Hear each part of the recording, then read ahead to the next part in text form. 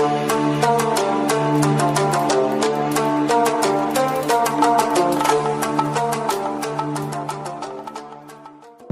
दोस्तों, आज हम इस वीडियो में बात करने वाले हैं कौन थे सप्तऋषि जिनके बारे में अक्सर इतनी चर्चा होती है।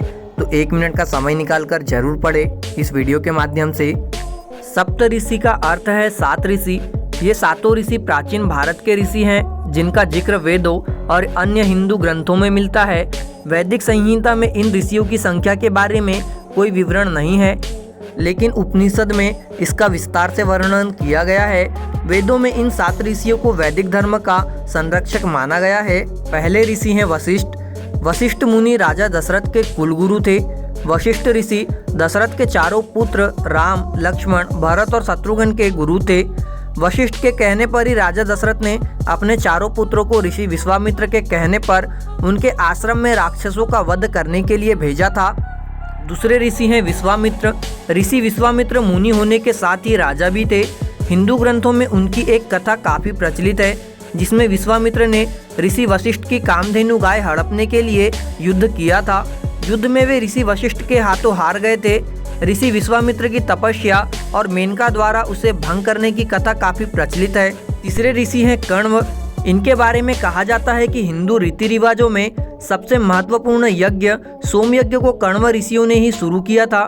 कण्व ऋषियों के आश्रम में ही हस्तिनापुर के राजा दुष्यंत की पत्नी शकुंतला और उनके पुत्र भरत का पालन पोषण किया गया था। चौथे ऋषि हैं भारद्वाज। ऋषियों में भारद्वाज को सबसे श्रेष्ठ स्थान प्राप्त है।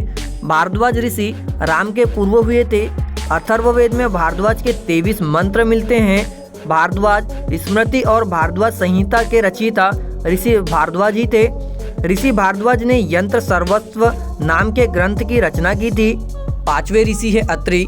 ऋषि अत्रि ब्रह्मा के पुत्र, सोम के पिता, कर्दम के जाप्ती और देवहूति की पुत्री अनुसैया के पति थे।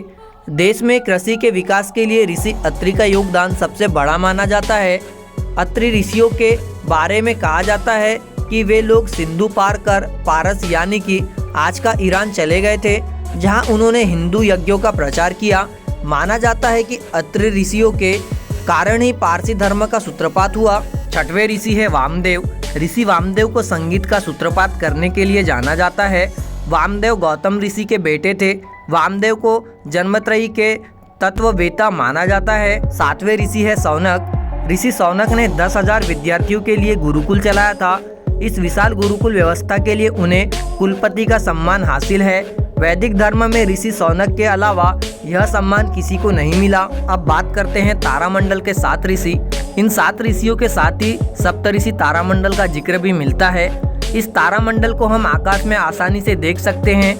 यह तारामंडल आकाश के उत्तरी छोर पर रात में दिखता है। इसे फागुन चौथ महीने से लेकर सावन भादो महीने तक आकाश में 7 तारों के समूह के रूप में देखा जा सकता है। इस समूह में 7 तारे एक खास रूप में होते हैं। अगर आगे के 2 तारों को जोड़ने वाली लाइन को सीधे उत्तर दिशा में बढ़ाए तो यह ध्रुव तारे तक पहुंचती है।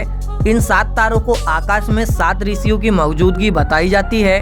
वेदों में जिन 7 ऋषियों या ऋषि कुल के नामों का पता चलता है, शिष्ट, विश्वामित्र, कण्व, भारद्वाज, अत्रि, वामदेव और शौनक के नाम से है। इन्हीं 7 ऋषियों से तारामंडल के 7 तारों को जोड़ा जाता है। माना जाता है कि यह ऋषि या इन्हीं के वंशज भी आगे सप्तऋषि तारामंडल का हिस्सा बने। इस वीडियो को ज़्यादा से ज़्यादा शेयर करके हर सनातन धर्मी तक जरूर पहुंचाए। दोस्तों, आपके लिए बहुत मेहनत से पोस्ट लाते हैं। एक लाइक जरूर करें और कमेंट्स करके ज़रूर बताएं कि वीडियो आपको कैसा लगा, और चैनल को सब्सक्राइब जरूर से ही करिएगा। मुझे पूरा यकीन है आपका दिल बहुत बड़ा है। आप इस पोस्ट को लाइक और चैनल को सब्सक्राइब जरूर करेंगे।